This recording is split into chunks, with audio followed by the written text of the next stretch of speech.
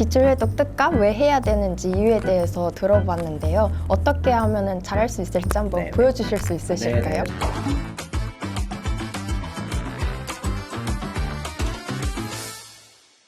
여러분들 혹시 영상 보고 계시는 분들이 계시다면 최소 내가 3회독은 해야 되겠구나, 5회독은 해야 되겠구나, 이 정도의 이제 좀 감은 잡으시고 들어주셨으면 좋겠고요. 5회독 정도는 충분히 해야 되는 그런 계획을 여러분들도 좀 세워주셨으면 좋겠어요. 어떻게 하면 잘할 수 있을지 한번 네. 보여주실 수 있으실까요? 네네, 저도 조금 준비를 해왔는데 도움이 되실 수 있을 것 같습니다. 한번 그럼 시연을 해보도록 할까요? 제 기출문제집에 나와 있는 요 문제들을 가지고 제가 어떻게 여러분들이 해독을 하면 좋을까, 그리고 기출문제를 어떻게 분석해가면서 해독을 하면 좋을까, 그런 부분들을 말씀을 좀 드려보도록 하겠습니다. 자, 일단은 제가 여기 잠깐만 메모를 좀 해볼게요. 1회독 때 필요한 건 뭐냐면 이 1회독이 가장 중요한 그런 작업이 돼요. 왜냐면 앞으로 여러분들이 회독할 때 밑그림을 그려두는 작업이 되니까요. 이 1회독이 가장 중요하고 제가 이제 문제를 통해서 말씀을 드리겠지만 여러분들이 기출문제를 그냥 회독하시는 것이 아니라 이 논점을 가지고 회독을 하시는 게 굉장히 중요합니다. 이 논점이 바로 기출문제가 출제된 포인트라고 보시면 되겠고, 그리고 이 행정학은 행정학스러운 논리구조들이 있거든요. 각각의 선지들을 보실 때 행정학스러운 논리구조들을 잘 파악하시는 연습들도 해두시면 좋을 것 같고, 그리고 단순한 키워드들을 가지고 이제 출제되는 문제들도 있으니까 암기를 해두셔야 되는 키워드들도 잘 표시를 해두시면서 첫 해독을 해두시면 좋겠죠. 사실 요 역관제와 실적제라는 주제는 우리 수험생분들이 잘 하시는 주제예요. 잘 하시는 주제고 좋아하시는 주제인데 한번 몇 가지 해독을 좀 해보도록 하겠습니다. 우리가 이 역관제라는 것은 기본적으로 정당 중심의 임용이론이잖아요. 정당 중심의 임용이론이라는 것은 정치인이 공무원을 뽑는 그런 시스템이라고 보시면 되고, 이게 너무 문제를 일으키니까 그냥 객관적인 성적을 가지고 공무원을 뽑자, 이렇게 하는 것이 바로 실적제가 되는 것이라서 이 두 가지 이론은 항상 비교되면서 출제된다는 걸 확인을 해두시면 좋을 것 같고요. 전형적인 1번하고 2번 문제부터 한번 살펴보도록 하겠습니다. 이 작업은 기출 분석 작업인과 동시에 여러분들이 나중에 회독을 잘 하기 위한 스케치 작업이라고 보셔도 되거든요. 그렇게 진행을 좀 해볼게요. 일단은 1번 문제 같은 경우에는 이 역관주의와 실적주의를 보시는 것처럼 단도직입적으로 비교를 하고 있다는 것입니다. 이게 바로 논점이 되는 거예요. 그래서 여러분들이 이제 각각의 선지들을 보시는 것도 중요하지만 이 전체적인 문제가 어떻게 구성되어 있는지를 확인을 해보시는 게 굉장히 중요하고요. 어떻게 구성되어 있냐면 역관주의랑 실적주의를 적절하게 비교할 수 있는가? 이게 바로 출제 포인트, 출제 논점이라고 보시면 되겠습니다. 그래서 각각의 선지들을 제가 수업 시간처럼 설명해 드릴 것은 아니겠지만 표시를 좀 가볍게 해보자면, 여기 이제 개인의 능력이나 적성이나 기술을 가지고 임용 기준으로 하는 것은 역관주의가 아니라 시험을 통해서 뽑는 실적주의의 특징이 되는 것이고, 그리고 역관주의라는 것은 정치인이 공무원을 뽑는 시스템이니까 정치 지도자의 국정 지도력이 약화되는 것이 아니라 강화된다. 이런 식으로 처음에 과감하게 표시를 해두시는 게 필요해요. 여러분들 이 기출문제는 한 번 보고 들어갈 것은 아니고요. 그리고 처음에는 정답을 골라내고 이런 작업을 하시는 것도 필요하겠지만 사실 여러 번 보실 때는 정답을 골라내시거나 OX 표시를 하시는 것보다는 각각의 문제들이나 선지들을 정확하게 소화하시는 게 필요하기 때문에 그 밑작업을 처음부터 꼼꼼하게 잘 해두시면 좋겠고, 다시 이어서 가보면 여기 이제 실적주의가 국민에 대한 관료의 대응성을 높이는 것이 아니라 국민에 대한 관료의 대응성을 높이는 것은 정당 중심의 역관주의가 되는 것이고요. 역관주의 이렇게 적어두셔도 좋아요. 역관주의. 그리고 이 4번 선지가 이제 정답 선지가 되는데 지금 정답을 찾는 건 그렇게 중요하지는 않습니다. 우리가 기본적으로 실적주의는 공직 임용에 대한 기회 균등을 보장하는 이유는 실적주의가 시험을 통해서 누구나 볼 수 있는 시험을 통해서 공무원을 임명하기 때문에 누구나 이제 시험 기회의 균등을 보장받는다라는 이런 특징으로 정리가 되는 것이거든요. 이런 식으로 이제 문제에 대한 스케치 작업을 잘 해두셔야 돼요. 1회독 때는.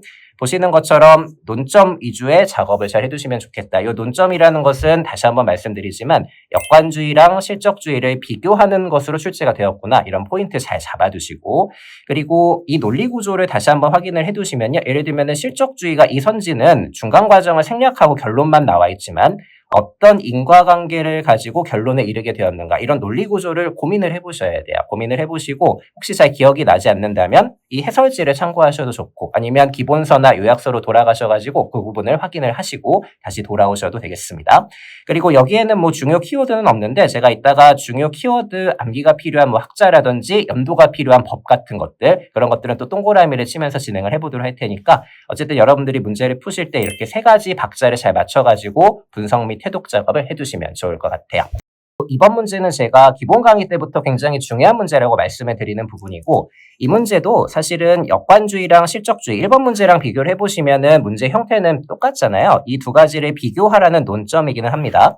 그래서 요 디귿하고 리을하고 미음 선지 자체가 요 역관주의하고 우리가 문제에서 물어보는 이 논점, 실적주의 두 가지를 비교하는 그런 논점들로 구성이 되어 있어요. 가볍게 다시 한번 보시면 제가 이제 기출 선지가 어느 정도 반복된다라는 걸 또 말씀드릴 텐데, 이 2번 선지, 1번 문제 2번 선지는 틀린 선지로서 역관주의가 정치 지도자의 국정 지도력을 약화시키는 것이 아니라 강화시킨다라고 말씀을 드렸잖아요. 이 선지가 디귿 선지로 그대로 들어가 있는 거예요. 그래서 역관주의가 정치 지도자의 국정 지도력을 강화한다. 이건 이제 옳은 선지로 잘 표시가 되어 있네요. 이렇게 이제 각각의 연관관계를 확인하시는 작업도 꼭 필요할 것이고, 그리고 실적주의의 단점도 여기에서 다시 한번 확인해 주시면 좋은데, 실적주의는 성적에 따라서 임명하고 이렇게 뽑힌 공무원들은 신분 보장을 받기 때문에 평생 정치적인 중립을 지키면서 평생 직업으로서 신분 보장을 받는 그런 과정이 바로 실적주의가 됩니다. 근데 이게 어느 정도 단점으로 연결될 수 있다는 것도 확인을 해 두시면 좋고, 그리고 이 국민에 대한 대응성을 높일 수 있는 것은 실적주의가 아니라 역관주의의 특징이 되죠. 우리 역관주의는 정당 중심의 그런 정치 공무원 임용 시스템이고, 정치인이 공무원을 임용하는 것이기 때문에 정치인이 국민들로부터 선택을 받아서 공무원을 임용하는 이런 식의 민주주의적인 대응성이 굉장히 중요한 것이 바로 역관주의가 됩니다. 그래서 어쨌든 디귿과 리을과 미음은 우리가 1번 문제부터 확인했던 이 논점의 반복이라고 보시면 되겠죠. 보시는 것처럼 여러분들이 이 선지에 집중하시는 것도 중요하지만 어떤 논점을 가지고 문제가 출제되는지를 확인하시는 것도 굉장히 중요한 작업인데, 이번 문제에서는 숨어있는 논점이 더 하나 있기 때문에 수험생분들이 주목을 잘 해두셔야 됩니다. 이 기억하고 니은 선지는 역관주의랑 실적주의를 비교하는 논점이 아니고 역관주의하고 정실주의라는 개념을 비교하는 논점이라는 거예요. 굉장히 중요한 논점이고 숨어있는 논점이니까 잘 기억해 두셔야 됩니다. 이렇게 표시를 꼼꼼하게 잘 해두셔야 돼요. 그래서 우리가 역관주의랑 실적주의를 비교하는 것도 중요하지만 문제에서 확인하셔야 되는 게 정실주의랑 역관주의를 비교하는 것도 필요하겠구나. 이 작업을 잘 해두시면 되겠죠. 그래서 선지를 잠깐만 보시면 여기 이제 혈연이나 지연을 가지고 공무원을 뽑는 시스템은 역관주의가 아니라 정실주의입니다. 역관주의는 정당에 대한 충성도와 공헌도고요. 혈연과 지연 이렇게 백그라운드를 가지고 뽑는 시스템은 역관주의가 아니라 정실주의가 되니까 둘을 비교를 잘 해줘야 되겠구나. 구분을 잘 해줘야 되겠구나. 그래서 이걸 니은선지로 연결하시면 역관주의는 정실 임용에 기초하고 있는 것이 아니라 정실주의랑은 다르다라는 거예요. 정실주의랑은 다르고 역관주의는 정당 기반의 공무원 임용 시스템이기 때문에 민주주의의 실천 원리와 거리가 먼 것이 아니라 민주주의의 실천 원리 그 자체가 바로 역관주의가 되겠다. 이런 식으로 이제 꼼꼼하게 표시를 해두는 작업들 1번 문제랑 똑같이 이렇게 좀 진행을 해봤습니다. 그래서 사실 우리가 이제 문제마다 강약 조절을 좀 해두셔야 되고, 이 두 문제에서 살펴봤던 논리 구조라든지 이 논점들이 다른 문제들에서도 어떻게 반복되고 어떻게 변형돼서 출제되는가, 그런 부분들을 이제 나머지 문제들을 통해서 가볍게 좀 살펴보도록 할게요. 요 3번, 4번, 5번 문제는 1번, 2번 문제보다는 중요도는 조금 떨어지지만 그래도 우리가 여태까지 살펴봤던 논점들을 충분히 반복적으로 그리고 변형적으로 확인할 수 있는 문제들이 되거든요. 여러분들이 이제 문제를 푸실 때 문제를 바로 풀지 마시고 이제 분석을 하실 때는 이 역관주의의 정당화 근거라는 문제에서 어떤 논점을 발견을 해내셔야 된다라고 제가 1번하고 2번 문제에서 말씀드렸냐면 비교 포인트를 잘 잡으시라. 그래서 첫 번째는 역관주의랑 실적주의를 비교하는 작업, 요거를 이제 먼저 좀 해두셔야 되고, 또 뭐랑 비교하는 작업을 해두셔야 되겠다? 역관주의랑 정실주의를 비교하는 논점이 있다는 걸 확인을 해두셔야 되겠죠. 자, 이 3번 문제 자체는 이 둘 중에 하나에 대한 그런 문제라고 보시면 좋을 것 같아요.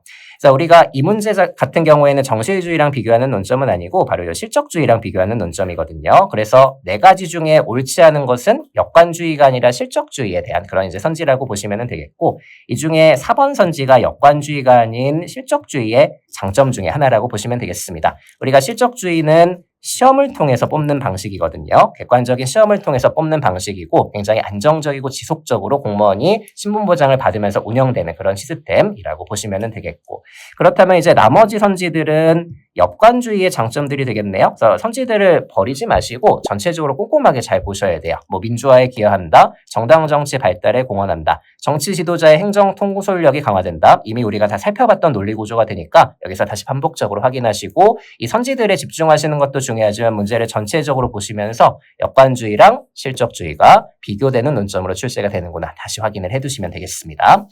자, 그리고 이제 4번 문제랑 5번 문제는 약간의 지역적인 논점들을 확인하려는 그런 문제들입니다. 그러니까 키워드들을 조금 더 발견을 해내 보도록 할 거예요. 일단은 그럼에도 불구하고 이 문제들에도 출제되는 논점이 있겠죠. 그런 부분들을 꼭 확인을 해두셔야 되는데 제가 이제 계속 강조드리는 것처럼 정치주의랑 역관제가 이렇게 묶여가지고 출제가 될 수 있다는 거 둘의 이제 비교 포인트 잘 잡아두시면 좋겠고 이 문제도 또 좋은 문제가 되는 것이 뭐냐면 이게 전체적으로도 뭐랑 비교될 수 있냐면 이제 실적주의하고도 비교가 될 수 있다는 것입니다. 그래서 논점의 변형이라고 보시면 되겠죠. 우리가 이 3번 문제에서는 역관주의랑 실적주의를 비교할 수 있는가 또는 역관주의랑 정치주의를 비교할 수 있는가 이런 논점들을 확인을 했다면 4번 문제는 약간의 변형이 들어가서 이 두 가지를 모두 다 실적주의랑 또 비교할 수 있는 이런 논점까지도 출제될 수 있다는 걸 기출문제를 통해서 확인을 꼭 해두셔야 되는 거예요. 자, 여기에서도 이제 우리가 역관주의부터 한번 다시 살펴보시면 이 3번하고 4번 선지 같은 것들 공부하실 때 굉장히 좋은 선지가 됩니다. 여기에서 이제 암기를 해두셔야 되는 대통령의 이름이 등장하는데 우리가 역관주의 하면은 요 잭슨 대통령이라는 사람 정확하게 알고 계셔야 되고 잭슨 대통령은 민주주의 그것을 이제 위한 역관주의를 충분히 활용하려고 했던 대통령으로 꼭 암기를 해두셔야 되니까 이런 키워드들은 여러분들 나름대로 표시를 해두시면 좋을 것 같고요. 그리고 이 3번하고 4번 선지를 그냥 읽고 넘어가지 마시고 논리 구조를 한번 여러분들이 확인을 해보세요. 역관제라는 것 계속 이제 말씀드린 것처럼 민주주의의 실천적인 정치 원리가 되는 것이고 정당 기반의 그 공무원 임용 시스템이고 정치인이 공무원을 뽑는 시스템이라서 민주주의랑 굉장히 연결되는 그런 임용 이론이라고 보시면 되겠고 이것이 관료제의 특권화를 방지한다. 선지를 넘어가셔서 관료제의 특권화를 방지하고 국민에 대한 대응성을 높인다. 이런 식의 이제 논리 구조를 잘 표시를 해두시면 나중에 해독하실 때 많은 도움이 되실 거예요. 그래서 첫 번째 스케치를 잘 해두시면 좋을 것 같고요. 그리고 이 관료제의 특권화를 방지한다라는 것도 이것도 이제 역관주의랑 정실주의를 비교하는 논점 중에 하나거든요. 정실주의라는 것은 아까 말씀드린 것처럼 그냥 백그라운드를 가지고 공무원을 임용하는 시스템입니다. 그러면은 해먹는 사람들만 계속 이제 공무원을 해먹게 되거든요. 그런 부분이 아니라 역관제 같은 경우에는 정당 중심의 공무원 임용 시스템이니까 백그라운드와 상관없이 정당에 충성하고 공헌하는 사람들이라면 누구나 공무원이 될 수 있는 그런 부분이 있기 때문에 역관제는 정실주의랑 비교해서 관료제의 특권화를 방지할 수 있겠다. 이런 식으로 인과관계를 찾아내시는 것도 필요한 부분이라고 보시면 좋을 것 같아요. 자, 이 두 가지는 이제 잘 챙겨가시면 좋은 선지들이고, 그리고 여기에서 하면 옳지 않은 선지는 당연히 역관제랑 이제 실적주의를 비교하는 요 가장 중요한 논점이 연결되는 이번 문제라고 보시면 되는데, 전문성을 통한 행정의 효율성을 제고 그리고 정부 관료의 역량 강화에 기여한 것으로 평가되는 것은 성적 중심으로 뽑는 실적제의 장점 중에 하나입니다. 우리가 역관제보다는 전문성을 충분히 경비하고 성적이 높은 사람을 뽑아야 효율성도 제고되고 역량도 강화될 수 있다고 보는 것이거든요. 두 가지를 비교하는 포인트도 다시 한번 확인을 해두시면 좋겠고요.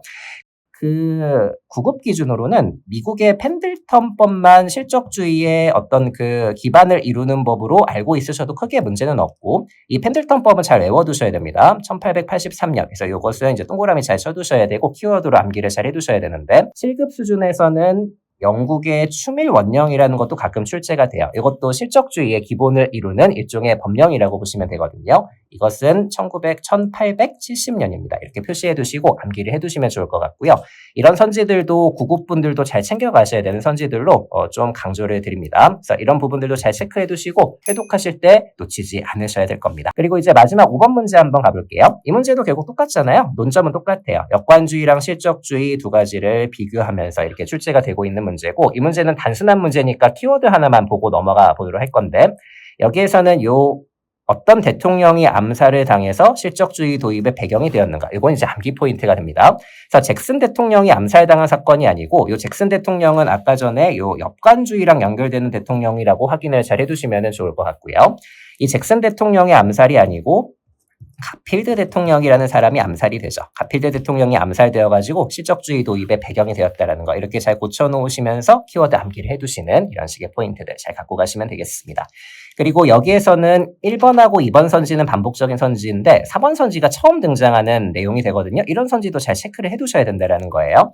우리가 역관주의는 공직의 상품화를 가져올 가능성이 있다. 이 논리 구조도 역관주의는 아무래도 정당에 대한 충성과 공헌도를 가지고 공무원을 뽑는 시스템이 되기 때문에 정당에 대한 충성도와 공헌도를 내관매직의 형태로 보여주는 사람들이 생기게 되더라. 돈을 많이 주면 줄수록 충성하는 사람들이라고 이제 인식을 하게 되는 것이니까요. 그러면서 관직을 사고 파는 공직의 상품화로 연결된다라는 이런 논리 구조도 뭐 해설지라든지 아니면 기본서 같은 것들을 확인하시면서 꼭 표시를 해두시거나 이해를 하시고 넘어가시면 좋을 것 같습니다. 그래서 우리가 지금까지 이제 1회독 과정을 좀 잘 해봤는데 보시는 것처럼 1회독은 이렇게 한번 전체적으로 보여드려 보자면 굉장히 꼼꼼하게 제가 표시를 한 것을 아실 수가 있게 되실 거예요. 이 작업이 굉장히 중요하고 우리가 이 1회독이 이제 가장 중요하다고 다시 한번 강조를 드리는 것은 제가 이제 표시를 해드린 부분들을 다시 한번 보시면 이 문제가 왜 출제되었는지에 대한 논점을 꼭 파악을 해두셔야 된다는 거. 역관주의랑 실적주의를 비교하는 것, 역관주의랑 정실주의를 비교하는 것, 전체적으로 또 실적주의랑 비교해야 된다는 문제도 아까 보여드렸고요.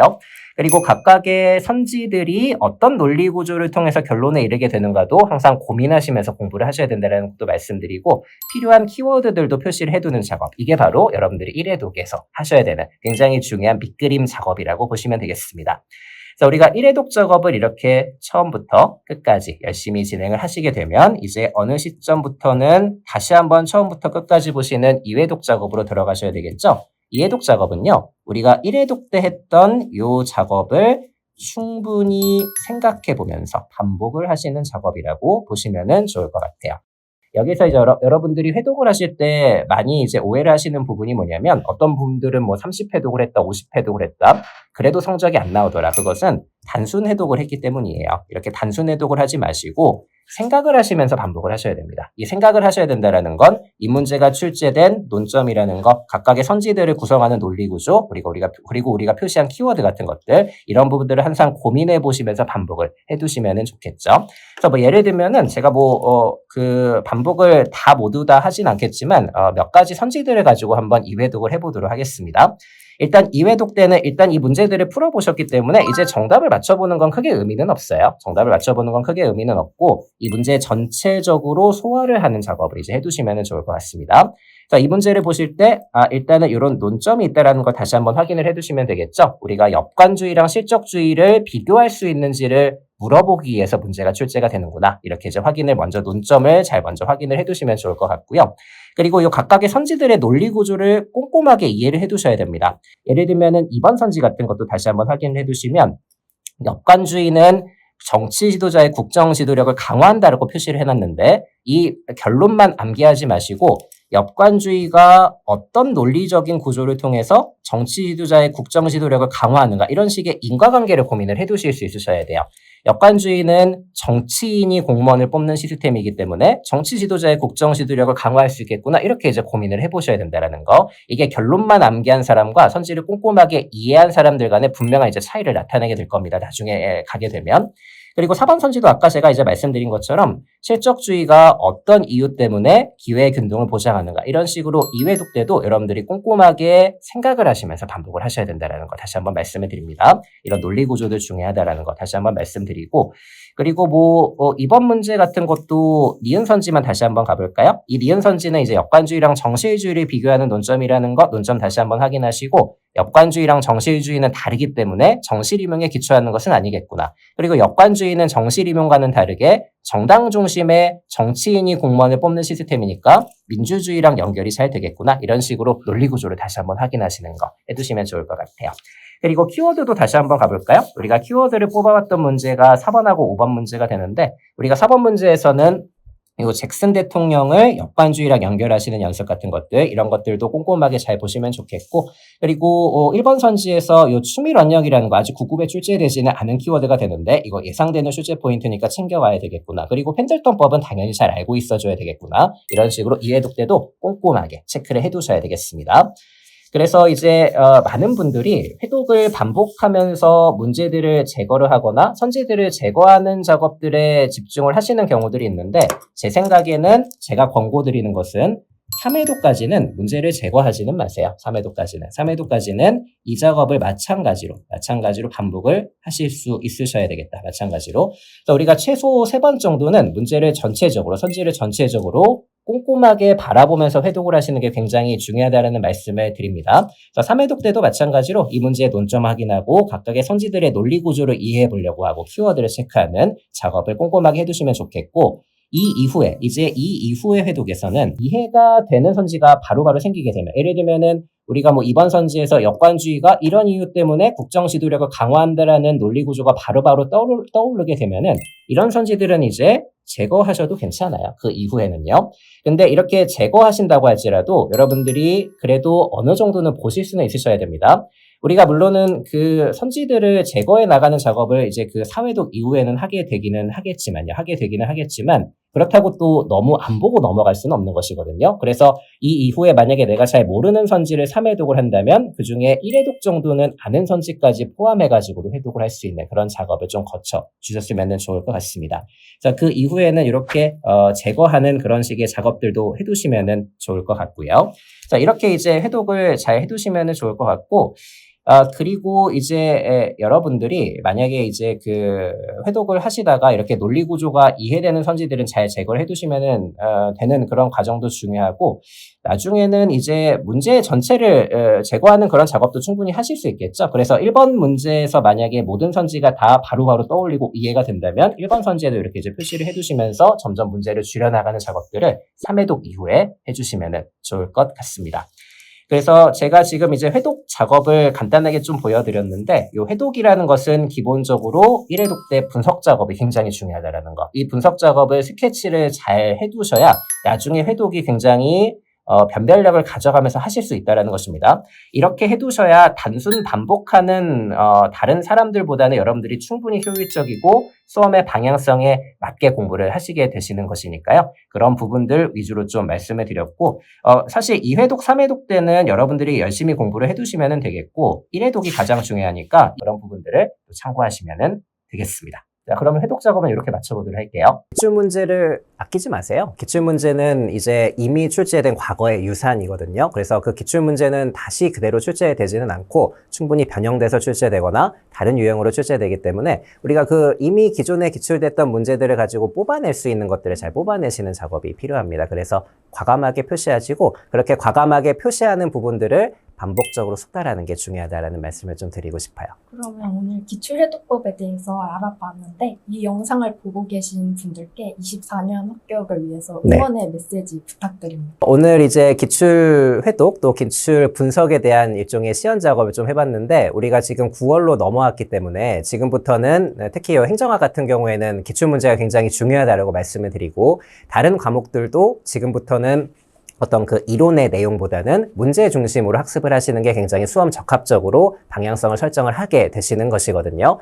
그러니까 앞으로는 문제 중심으로 잘 보시면서 이론을 좀 거꾸로 들어가는 이런 식의 학습 과정을 잘 해주셨으면 좋겠고, 우리가 이제 날씨가 점점 추워지면서 공부하시기도 어려워지는 그런 환경에 분명히 처해지시게 될 텐데 끝까지 힘내시면서 파이팅 해주시면 좋겠습니다. 저도 옆에서 열심히 도와드리도록 할게요. 그럼 응원 구호하고 마무리할까요? 네. 끝날 때까지 끝난 게 아니다.